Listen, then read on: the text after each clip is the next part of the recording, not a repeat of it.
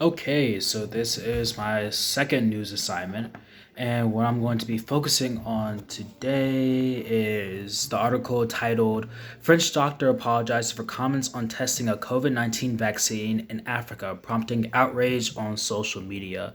And this was posted by Embassy News on, actually, I have a date for this one, April 7th, 2020. And just for a quick summary, the article the article looks at the comments made by Dr. John Paul Mira, where he was in a video call with another doctor, and the other doctor called Dr. Locked. Um, no, no, no, sorry. Let me repeat. Mirror brought up the fact, and I quote: If I could be provocative, should we do this study in Africa where there are no masks, treatment, or intensive care, a little bit like we did in certain AIDS studies or prostitutes?" Mirror asked.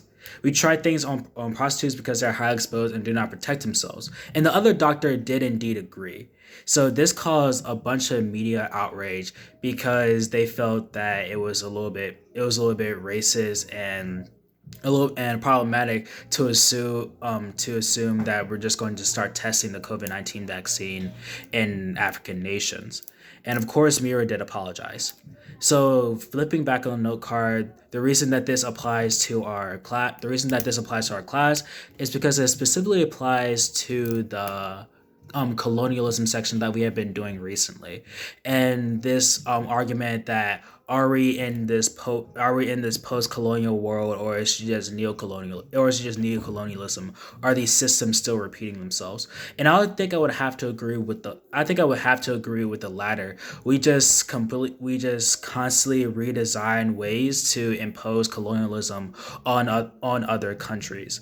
So a good example. So we can see from this article that that's a good example. The fact that even though that Mira did know, or even though the facts are that there are lower cases in Africa as a whole compared to other countries, that you want to test the vaccine in this unaffected population.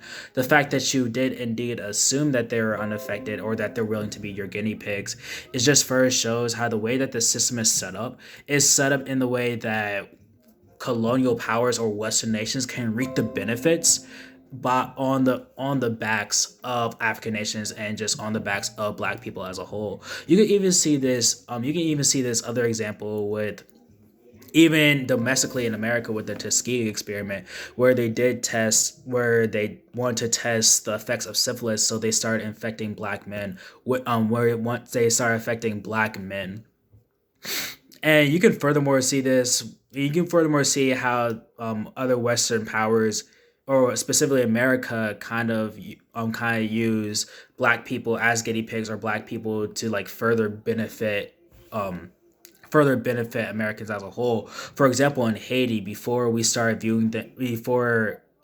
there's these strict regulations or strict immigration laws on Haiti, there was actually a lot of blood plasma that was coming from Haitians to help Africans.